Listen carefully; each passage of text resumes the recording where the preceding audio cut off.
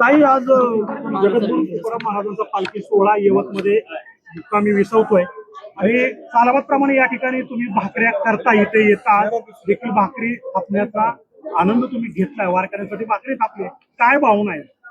रामकृष्ण हरी. आपण सगळे पांडुरंगावर प्रचंड प्रेम करणारे त्याचे भक्त. वर्षातून एकदा दरवेळेस आपण सगळे यवतला जमतो. बेसन भाकरी जणू काय घरचा एक अगदी प्रेमाचा घरगुती कार्यक्रम. आणि इथे संपूर्ण गावामधून जी भाकरी येते आणि जे बेसन बनतं त्याला एक वेगळीच गोड चव असते आणि त्यातला ठेचा, वाह, मजा घ्या. आज तुम्ही दर्शन घेणार आहात तुकोबारायांचं? मी नेहमीच पालखीचं स्वागत करते, दर्शन करते, पण यवत येऊन भाकरी करणं आणि बेसन फुलना फुलाची आपला एक हात लागणं हे माझं मी भाग्य समजते. पाऊस नाही राज्यामध्ये अनेक ठिकाणी. मी एवढंच म्हणेन, मी दरवर्षी एकच माझी पालखीला आणि पांडुरंगाला मागणी असते की चांगला पाऊस पडू दे, अडचणीत आलेला शेतकरी त्याला न्याय मिळू दे, आणि या सरकारने जी कर्जमाफी सांगितली आहे ती सरसकट लवकर होऊ दे बाबा. ही तारीखवर तारीख नको. सरसकट म्हणजे कशी? सरकारने आता नियम अटी काढले, 19 ची मागणी होती, अट कमी करावी अशी. रोहित दादांनी जो एवढं मोठं आंदोलन उभं केलं, मी रोहित दादा आणि त्याच्याबरोबर बसलेले असंख्य शेतकरी कार्यकर्ते आणि अनेक नेते राज्यातले जे सगळे एकत्रपणे पंढरपूरला बसले होते, त्यांच्या या संघर्षाला यश आले. माननीय मुख्यमंत्र्यांचेही मी मनपूर्वक आभार मानते की उशिरा का होईना पण त्यांनी कर्जमाफी केली आहे. माझी एवढीच विनंती आहे भरणे मामांना आणि माननीय मुख्यमंत्र्यांना की आता तारीख नको, आता त्या अकाउंटवरच येऊ दे. तारीख केली जाते, सरकार जे आहे ते जाणीवपूर्वक वेळ काढताय.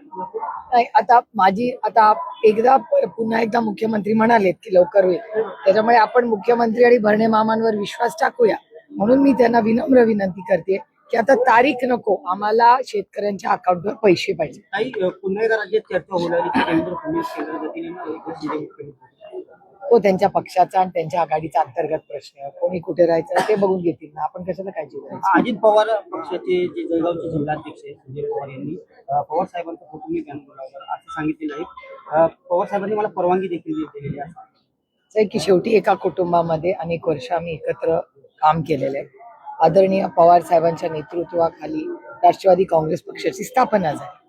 3 वर्षापूर्वी काही कटू अशा घटना झाल्या, त्या आता सगळे विसरूया आणि मला असं वाटतं राज्याच्या सेवेसाठी सगळे आपण कामाला लागूया. आता दादाही नाही राहिला, आता कशाला ते सगळं जुनं उन्हा धुणं काढत बसायची. त्यांनी एक निर्णय घेतलाय, त्यांना माझ्या शुभेच्छा आहेत. आम्ही एक निर्णय घेतला, तर आम्ही आपल्या राज्याच्या सेवेसाठी आम्ही काम करत आहोत. ते जिथे आहेत तिथे ते खुश आहेत, आम्ही जिथे आहोत तिथे आम्ही समाधानी. काही दिवसांपूर्वी काँग्रेससोबत राष्ट्रवादी काँग्रेस पक्ष काँग्रेसमध्ये जाणार होता, मग भारतीय जनता पक्षात जाणार होता, मग शिवसेनेत जाणार होता.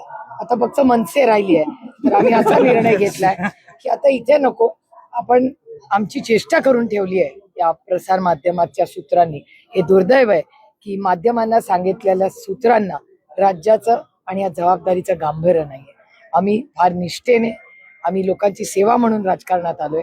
उगाच पक्ष बदललं ह्या सगळ्या गडबडींसाठी नाही. आज राज्यासमोर फार मोठी आव्हान आहे. कर्जमाफीचा मोठा प्रश्न आहे. 80 लाख ते 1 कोटी महिलांना ज्या लाडक्या बहिणी आहेत त्यांना पैसे मिळत नाहीयेत. हिंजवडी वगैरे अनेक ठिकाणी तुम्ही गेला तिथे नोकऱ्या कमी होत आहेत. आज महाराष्ट्रात अनेक ठिकाणी अतिवृष्टी झाली आहे, तर काही ठिकाणी दुष्काळ आहे. त्यामुळे देश आणि राज्यासमोर अतिशय महत्वाचे प्रश्न आहेत. आणि आमच्या श्रद्धेचं स्थान म्हणजे अयोध्या ते उज्जैन हे दोन्ही आपल्या सगळ्यांच्याच भारतीयांचं जिथे श्रद्धेचं स्थान आहे तिथे भ्रष्टाचार झालाय. म्हणजे मला विश्वासच बसत नाहीये की राम मंदिर आणि अयोध्या आणि पुरुषोत्तम मर्यादा रामांसाठी ते मंदिर बांधण्यात गेलं. मी मुद्दा म्हणते मर्यादा पुरुषोत्तम राम, म्हणजे ज्या रामांनी आपल्याला मर्यादा काय, त्या प्रभू श्री रामांनी आपल्याला मर्यादा काय हे शिकवलं. तिथून अयोध्यामध्ये भ्रष्टाचारचे व्हिडिओज तुम्ही दाखवले आणि तुम्ही ह्याचे पण दाखवले, मध्य प्रदेशला पण दाखवले. आता मला सांगा, अयोध्येला जर भ्रष्टाचार असेल तर काय बोलायचं आता तुम्ही मला सांगा. हे प्रचंड अस्वस्थ करणारी गोष्ट आहे आणि दुःख वाटतं आम्हाला. म्हणजे उज्जैनला भ्रष्टाचार आमचं श्रद्धास्थान, अयोध्येला भ्रष्टाचार आमचं श्रद्धास्थान, काँग्रेस पक्ष आणि राष्ट्रवादीवर भ्रष्टाचाराचे आरोप याच भारतीय जनता पक्षाने केलेला आणि आज आमच्यावर असले तरी आरोप केले नव्हते आणि जे वाजले जे काही भ्रष्टाचाराचे आरोप केले त्याच्यावर अर्धे जास्त लोक आज भारतीय जनता पक्षाच्या मित्र पक्षात आहेत आणि आरोप सगळे बंद झालेले आहेत. त्याच्यामुळे म्हणजे ते आरोप खरे होते का खोटे याचं उत्तर फक्त भारतीय जनता पक्षच देऊ शकतो. काही महाराष्ट्र राष्ट्रवादी सरकारनं आता महिला शेतकरी सक्षमीकरण कायदा विधेयक पास केलं, काय वाटतं फायदा होईल? बघा, कुठलेही विधेयक पास केलं राज्याच्या हिताचं असेल तर अर्थातच आम्ही त्याच्या बाजूने कोणाचंही सरकार असू दे अच्छे को अच्छा बोलना चाहिए, पण नुसती विधेयकं पास होऊन काम होणार नाही, त्याच्यावर अंमलबजावणी होऊ द्यायला पाहिजे. जसं आपला शेतकऱ्यांची कर्जमाफी तारीख पे तारीख ना, तसंच आमच्या या महिलांना जसं लाडकी बहीण योजनेमध्ये 80 लाख ते 1 कोटी महिला ह्या भरडल्या गेल्या ना, आज कुठे त्यांना पैसे मिळतात? काही खासदार बजरंग सोनवणे यांच्या मुलाला खुनाच्या आरोपामध्ये आता मोर्चा काढण्यात आला, त्याला अटक करावी अशी देखील मागणी करण्यात आली. याकडे कसं पाहता? हे दुर्दैव आहे की इतकं गलिच्छ राजकारण तिथे होतं. हे दुर्दैव आहे.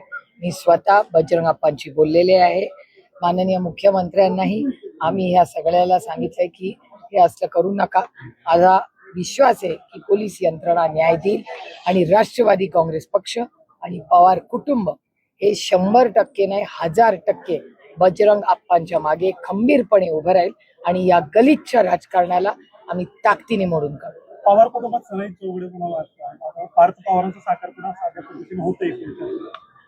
नाही, आमच्या घरात पहिलं युगेंद्र पवारांचं लग्न झालं, त्याच्यानंतर जय पवारांचं झालं, मग रेवतीचं झालं, आता पार्थचं होत आहे. त्याचा आम्हाला अर्थातच आनंदच आहे, पण दादा असता आम्हाला जास्त आनंद. काही राष्ट्रवादी काँग्रेसला आजची गेल्या दिवस मात्र ते अजून देखील गेले करतात. त्या दिवशी जय पवार यांनी भाषण सांगितले की आमची मुख्यमंत्र्यांशी चर्चा झालेली आहे, थोड्या दिवसात अजून मिळालं. मला याची काय माहिती नाही. हा प्रश्न तुम्हाला राष्ट्रवादी काँग्रेस पक्ष अजित पवार गटाला विचारायला लागेल.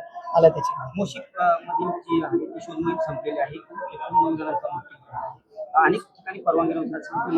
हो, मी स्वतः काल रात्री तिथे गेले होते. PCMC कमिशनर विजय सूर्यवंशी आणि त्यांची सगळी टीम आणि पोलीस यंत्रणा यांचं मी खरंच आभार मानते की गेले जवळपास 72 तास PCMCचे कमिशनर स्वतः आणि त्यांची सगळी टीम आणि पोलीस यंत्रणा हे तिथे जवळपास 3 दिवस सलग दिवस रात्र काम करत होते.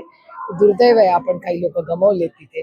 आपण खरं तर सगळ्यांना वाचवण्यात यश आलं, पण ह्याची एक पारदर्शक इन्क्वायरी झाली पाहिजे. मी माननीय मुख्यमंत्र्यांना ऑलरेडी विनंती केली आहे की याच्यावर एक SIT बसवा की अशी घटना झालीच कशी, आणि जर अशी घटना झाली असेल तर एवढी मोठी इमारत होत असताना कसं कुणाचं लक्ष नव्हतं. त्याच्यामुळे ह्या ज्या इमारती अशा आहेत याचा एक ऑडिट झालं पाहिजे आणि अशी घटना परत होता कामा नये याची खबरदारी प्रशासनाने घेतली पाहिजे. कोल्हापूर जिल्ह्यातील सर्वच अचूक घडामोडींसाठी डिजिटल कोल्हापूरच्या सर्वच प्लॅटफॉर्मला लाईक, फॉलो, सबस्क्राईब करा.